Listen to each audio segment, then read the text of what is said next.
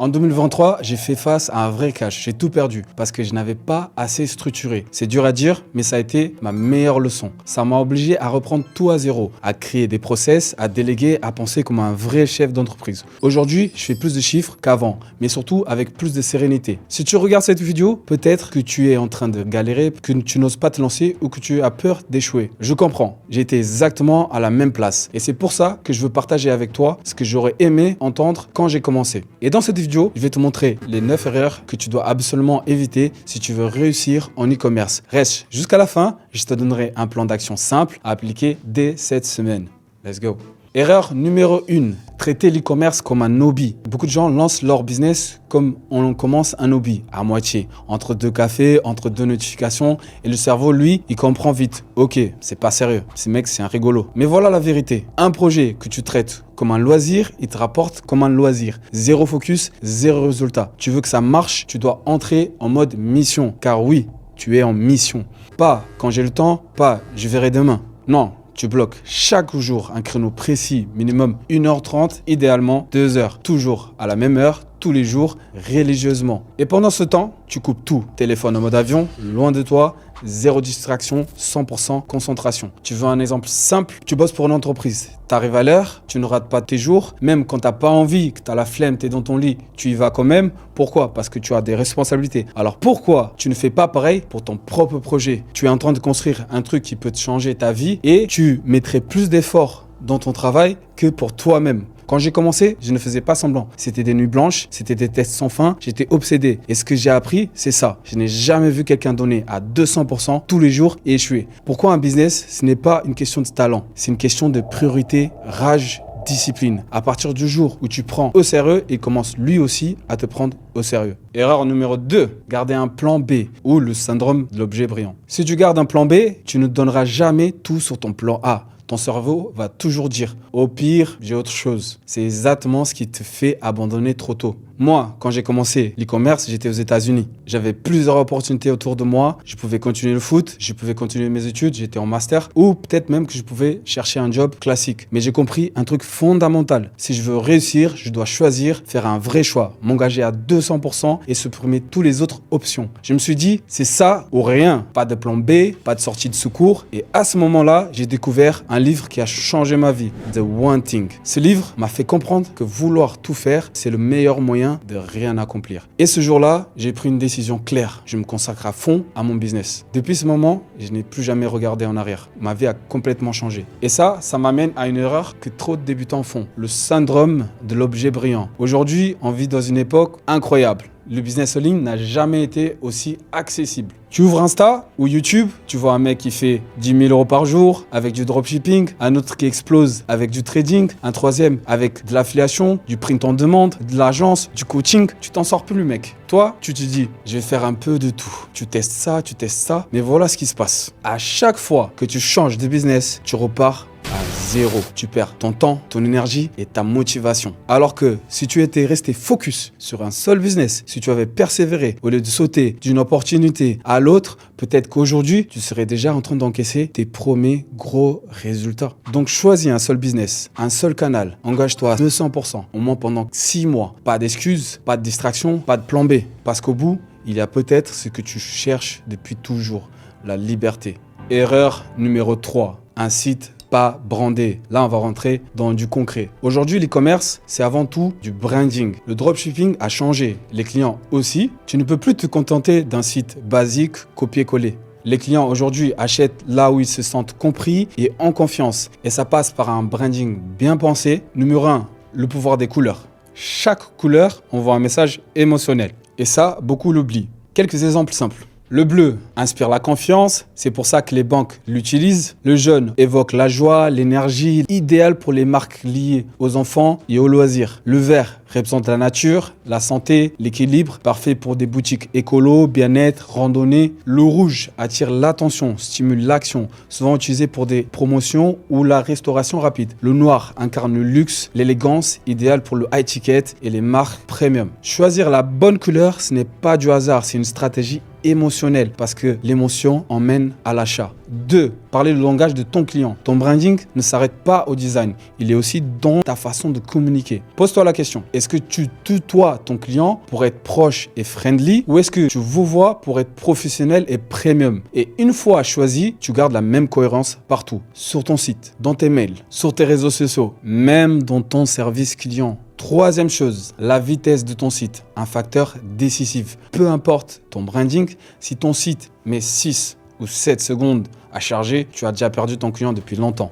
Aujourd'hui, les standards sont clairs. Moins de 3 secondes de chargement. Je dirais même, il faut moins de 2 secondes de chargement. Donc, allège ton site. Pas de pop-up inutile, pas de vidéos lourdes qui ralentissent ton site, pas de plugins superflus. Un site rapide, c'est déjà une preuve de sérieux et ça augmente directement ton taux de conversion. La qualité visuelle est non négociable. Un autre point que 80% des débutants négligent. Ils balancent des photos pixelisées, mal cadrées, floues ou des vidéos de mauvaise qualité. Résultat, le client n'a aucune confiance. Tu ne peux plus te permettre ça aujourd'hui. Tu dois avoir des visuels premium qui inspirent le sérieux et la crédibilité, des images nettes, professionnelles. Des vidéos fluides, bien montées, un carrousel produit pensé comme un mini tunnel de vente. Le carrousel photo dans ta page produit, c'est ton premier tunnel de vente. Ton client commence déjà à acheter avec ses yeux. Chaque photo de ton carrousel doit avoir un rôle précis. Photo lifestyle du produit en contexte utilisé par quelqu'un. Une photo USP, un bénéfice, une promesse clé. Photo technique, zoom sur la qualité et les détails. Photo sociale,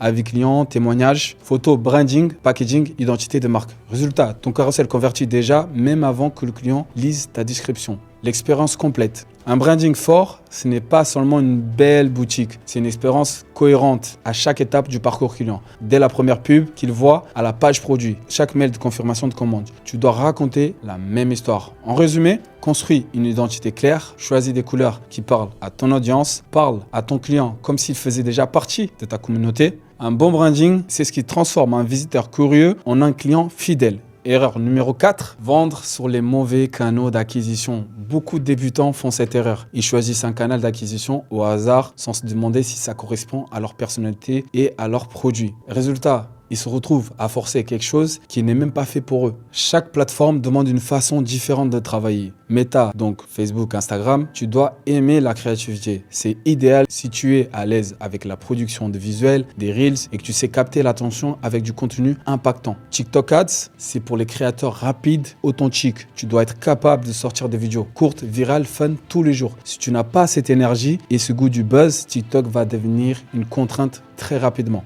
Google Ads, ici on joue sur une toute autre logique. Tu n'as pas besoin d'un buzz ou de créativité en permanence. C'est le client qui vient vers toi. Il tape déjà ce qu'il recherche, il a déjà une intention d'achat claire et il sait souvent quel produit il veut et combien il est prêt à payer. Ça veut dire quoi? Tu attires des prospects beaucoup plus qualifiés, tu peux vendre des produits chers, du high ticket, car le client est déjà conscient de leur valeur. Et surtout, Google Ads est un canal stable, durable, contrairement à TikTok où une tendance d'aujourd'hui disparaît demain. Google, c'est une source d'acquisition qui peut tourner pendant des années avec la bonne optimisation. Le bon produit, le bon canal, tout produit ne marche pas partout. Sur TikTok, ce sont les produits visuels viraux, pas chers, qui explosent. Sur Meta, ce sont des produits émotionnels. Sur Google, ce sont les produits avec une demande existante que le client il cherche déjà à acheter. En résumé, le secret, ce n'est pas juste de lancer ton produit n'importe où, c'est de choisir le bon produit pour le bon canal. Et surtout, le canal qui correspond à ta personnalité. Si tu es créatif et que tu aimes produire des contenus, Meta ou TikTok. Si tu veux un business prévisible, stable, rentable sur le long terme, Google Ads, c'est parfait pour toi. C'est pour ça que personnellement, moi, je mise sur Google parce que avec Google, tu n'as pas besoin de courir derrière ton client ou le produit gagnant, faire du testing en masse. C'est le client qui vient vers toi, déjà prêt à acheter.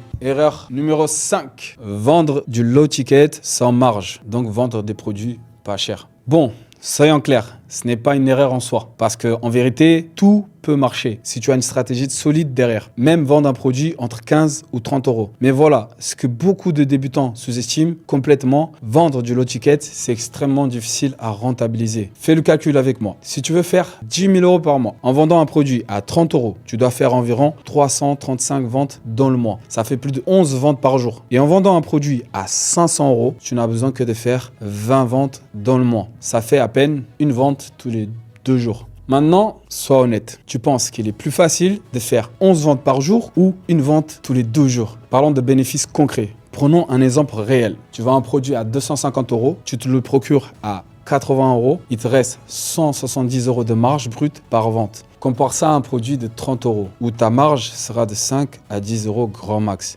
Tu vois la différence? C'est pourquoi le high ticket est une arme puissante. Moins de ventes à faire, donc moins de pression au quotidien. Moins de clients à gérer, donc moins de support client. Des marges plus élevées, entre 30 et 50% de bénéfices sur chaque vente. Donc plus de budget pour la pub et surtout tu progresses plus vite vers ton objectif. Tu peux fournir des services de meilleure qualité à tes clients, des produits de qualité, pas des simples gadgets. C'est ce que j'ai découvert personnellement. C'est exactement la stratégie que j'utilise. Après avoir testé plusieurs modèles, le high ticket m'a permis de scaler sans me cramer. Et quand j'ai couplé ça avec Google Ads, tout a changé. C'est devenu prévisible, rentable, surtout scalable. Bien sûr, tu dois bosser, ce n'est pas magique. Quand tu vois que chaque vente te rapporte 300, 400, 500 €, ça change tout. Crois-moi, je sais de quoi je parle. J'ai fait du low ticket, j'ai fait du high ticket avec des tickets à plus de 3000 € sur ma boutique. Je peux te dire un truc.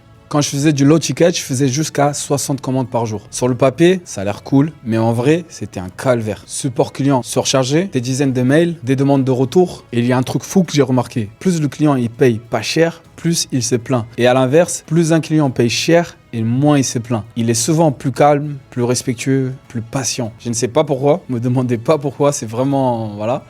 Mais je l'ai vu dans tous mes boutiques. C'est une pattern qui revient tout le temps. En résumé, tu peux réussir avec n'importe quel type d'offre, mais si tu veux atteindre les 10K par mois avec moins de stress, moins de clients et plus de liberté, le high ticket est la méthode la plus simple et la plus rentable aujourd'hui. 6e erreur, choisir des fournisseurs au hasard. C'est une erreur classique des débutants. Ils trouvent un produit qui a l'air stylé et ils prennent le premier vendeur AliExpress qui passe et là, c'est la catastrophe. Délai de livraison interminable, des produits de mauvaise qualité, les clients ouvrent des litiges et ne rachètent jamais. Mauvais fournisseur égale à business qui est mort. Comment bien choisir un fournisseur sur AliExpress? C'est en réalité assez simple si tu appliques ces 4 règles. Le score du fournisseur, tu choisis uniquement ceux qui ont plus de 90% d'avis positifs. Idéalement, moi je considère qu'il faudrait minimum 95. Note du produit, minimum 4 étoiles. Volume de vente, plusieurs centaines de ventes minimum. Ça prouve que le produit, il est déjà fiable. Avis client, plus photos. Regarde les retours des photos laissées par les clients pour juger la qualité réelle du produit. En bonus, tu peux commander toi-même le produit pour voir la qualité du produit et du packaging. Avec ces 4 étapes, tu minimises les risques et tu as 80% de chance de tomber sur un bon produit et un fournisseur sérieux. Et quand ton produit marche, là, tu dois passer au niveau supérieur. Passe par un agent en Chine ou par un fournisseur en Europe. Pourquoi? Parce qu'une livraison en 3 à 7 jours au lieu de 15 à 20 jours, ça change ton business. Moins de litiges, plus de clients satisfaits et surtout des clients fidèles qui reviennent commander. Je sais de quoi je parle. Dans mon accompagnement avec mes élèves, j'ai fourni directement mes propres fournisseurs avec qui je travaille. Des fournisseurs chinois fiables qui livrent entre 3 à 7 jours, des fournisseurs en Europe qui livrent en 48 heures. Et crois-moi, ça change tout.